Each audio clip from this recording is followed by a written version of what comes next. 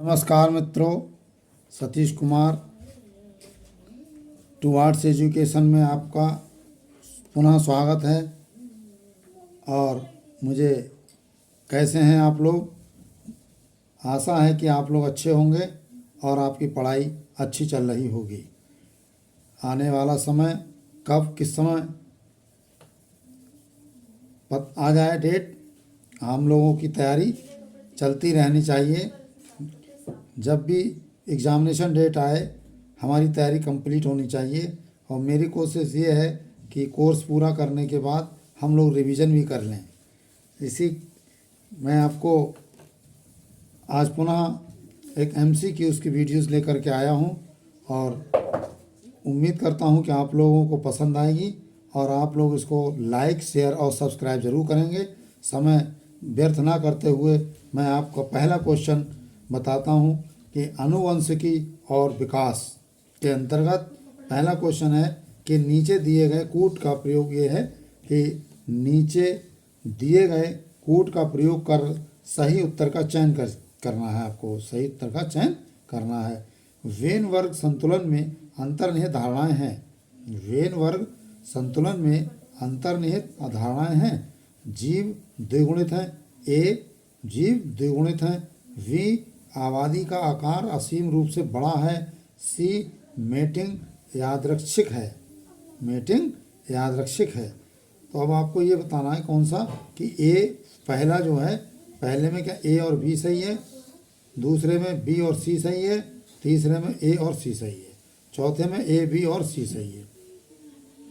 तो हमें थोड़ा सा इसके बारे में देखना चाहिए कि हम पहले वेन वर्ग संतुलन क्या है, निहित धारणाएं क्या हैं, जीव द्विगुणित है, आबादी का आकार असीम रूप से बड़ा है या मेटिंग यादृच्छिक है।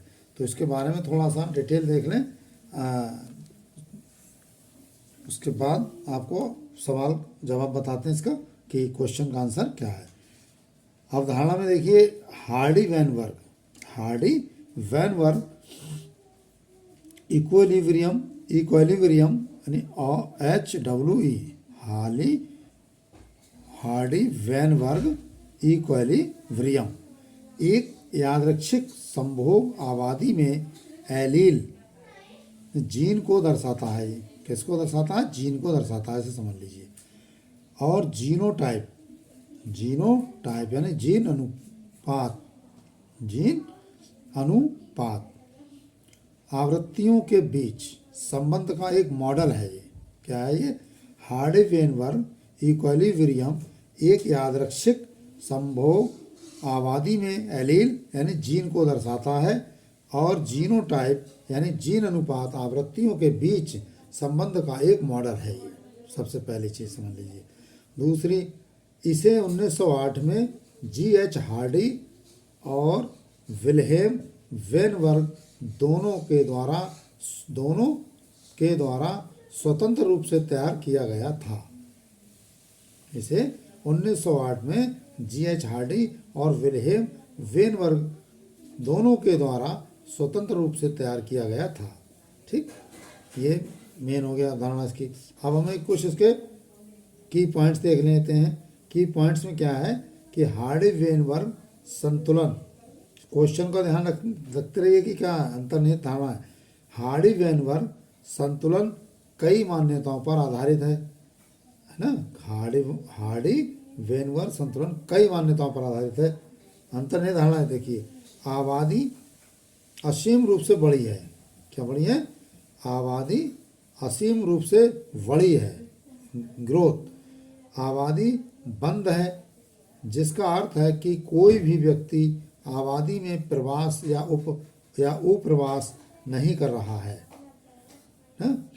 प्रश्न में क्या है? प्रश्न में जीन पर कोई उत्परिवर्तन नहीं हो रहा है। प्रश्न में जीन पर कोई उत्परिवर्तन नहीं हो रहा है। आबादी के भीतर व्यक्ति यादृच्छिक रूप से संभोग कर रहे हैं। व्यक्ति अपने साथी नहीं चुन रहे हैं, है ना। प्राकृतिक चयन नहीं हो रहा है। इसका मतलब क्या हुआ कि इसमें प्राकृतिक चयन भी नहीं हो रहा है। तो अब इसमें हम देखते हैं आगे कि एडिशनल इन्फॉर्मेशन है कुछ कि यह एक शून्य परिकल्पना है। अर्थात ये वास्तविक आबादी पर लागू नहीं होती है। जीनोटाइप आवृत्तियों को निर्धारित करने के लिए प्रयुक्त हार्डी-वेनबर्ग समीकरण है P square plus 2pq plus p plus q square is equal to 1, जहाँ p स्क्वायर समयुग्मजी प्रमुख जीनोटाइप डबल ए की आवृत्ति को दर्शाता है। 2pq विषम युग्मजी जीनोटाइप डबल ए की आवृत्ति और q स्क्वायर समयुग्मजी अप्रभावी जीनोटाइप यानी डबल ए की आवृत्ति को दर्शाता है। तो इसका आंसर क्या हुआ? इसका जो आंसर हुआ वो हुआ ये वाला सही, ए और वी और सी तीनों सही है इसमें। ठीक है, अब अगला सवाल है हमारा। अगला सवाल देखिए क्या है। अगला सवाल है, निम्नलिखित में से कौन सा प्राकृतिक वर्ण का उदाहरण है? निम्नलिखित में से, पहला सवाल हो गया, ये दूसरा सवाल। निम्नलिखित में से कौन सा प्राकृतिक वर्ण का उदाहरण है? नंबर 1, सर्प में पाद का गायब होना, जिराफ का विकास, औद्योगिक मेलानिस और जलीय पक्षियों के झिल्ली युक्त पैर की अंगुली। ये देखना है। की पॉइंट्स क्या हैं हमारे पास? प्राकृतिक वर्ण चार्ल्स डार्विन द्वारा दिया गया था। उनके अनुसार वह जनसंख्या जो पर्यावरण में बेहतर उपयुक्त प्रजनन रूप से फिट है ना, उपयुक्त है, उन्हें प्रकृति द्वारा चुना जाएगा और अधिक जीवित रहेंगे। इसे औद्योगिक मेलानिज्म के उदाहरण के से समझा जा सकता है। 18 अगला पॉइंट है, 1850 के दशक में बनाए गए सलभ के एक संग्रह में यानी औद्योगिकरण से पहले ये देखा गया था कि पेड़ों पर श्वेत पंखी सलभ गहरे पंखी या गहरे सलभों की अपेक्षा अधिक होते थे।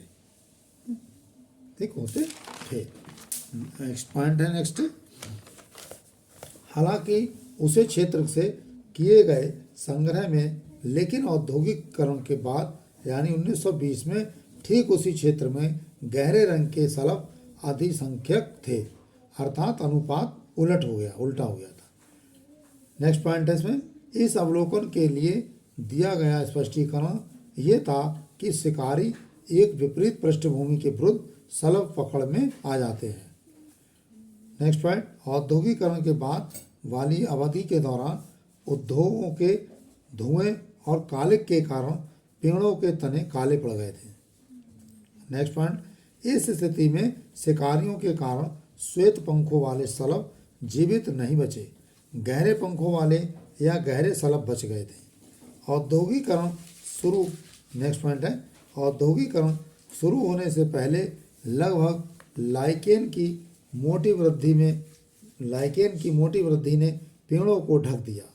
उस पृष्ठभूमि में श्वेत पंखों वाले सलभ बच जाते थे, लेकिन गहरे रंग के सलभ शिकारियों की पकड़ में आ जाते थे, है ना। तो अगला, अतः जो सलभ खुद को छिपाने में सक्षम थे यानी पृष्ठभूमि में छिप गए, वह बच गए, बाकी खत्म हो जाते थे।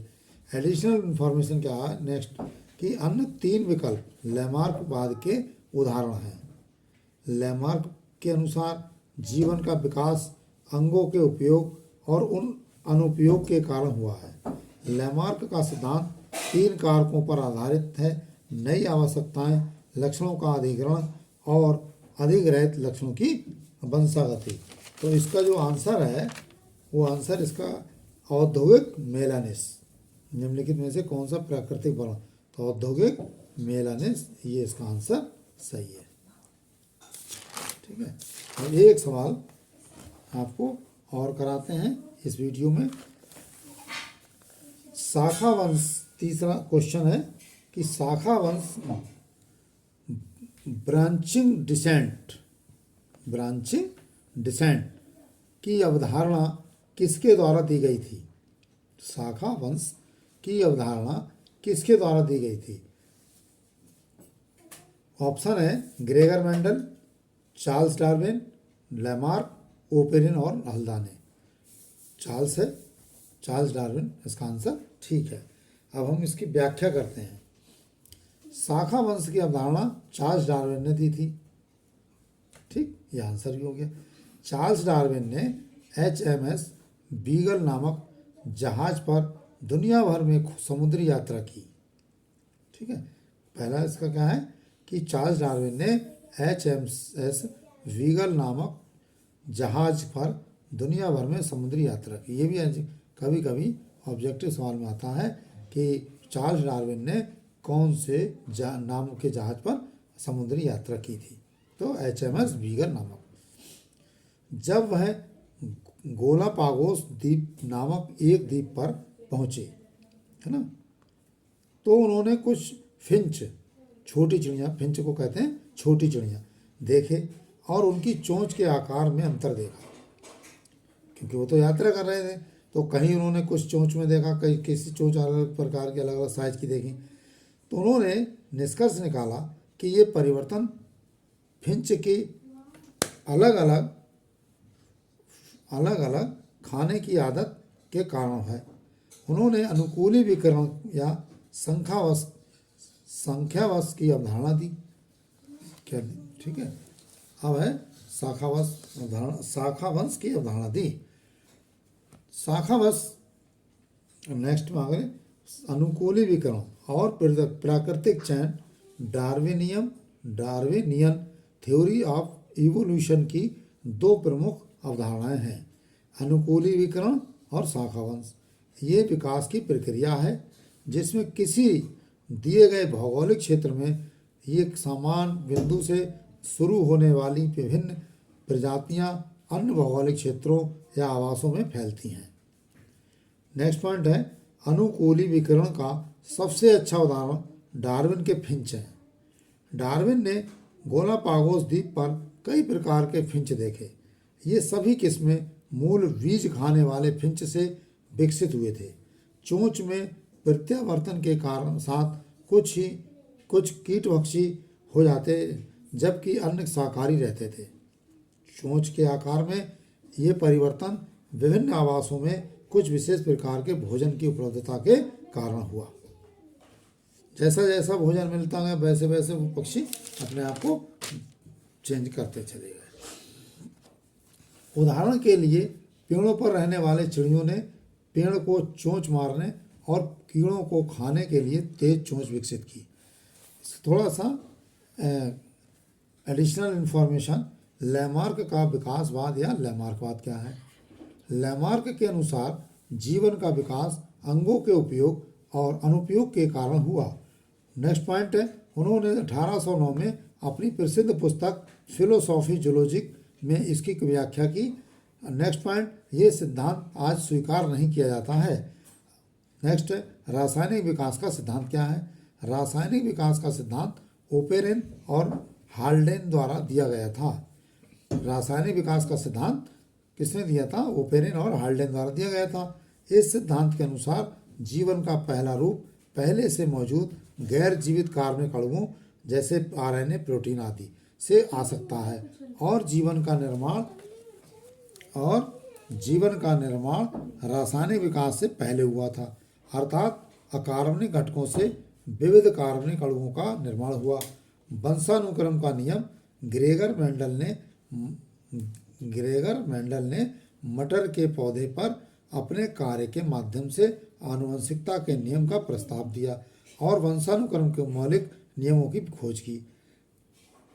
तो ये ग्रेगर मेंडल ने, देखिए ये सवाल में जो आपके क्वेश्चन में दिखाया था, इस question Gregor Mendel, Charles Darwin, Lamarck, Oparin की सिद्धांत, इसमें हमने संक्षिप्त में लगभग सभी को डिटेल बता दी और चार्ल्स डार्विन का आंसर हुआ। और इसी के मैं आपको अगली जो वीडियो लेके आऊँगा उसमें भी पहले सवाल कराऊंगा, सवाल को फिर डिटेल से बताऊंगा और उसमें कौन सा सही है कौन सा गलत है। ये अगर सही से आप पढ़ लेंगे तो आप खुद ही बता देंगे कि इसका जवाब क्या है। तो इसी के क्रम में हम अगली वीडियो लाएंगे कल, और आज हम आपसे विदा लेते हैं। और मैं इस टूवर्ड्स एजुकेशन को आप लाइक और शेयर करें और सब्सक्राइब करें, जिससे कि मुझे मोटिवेट मिलता रहे।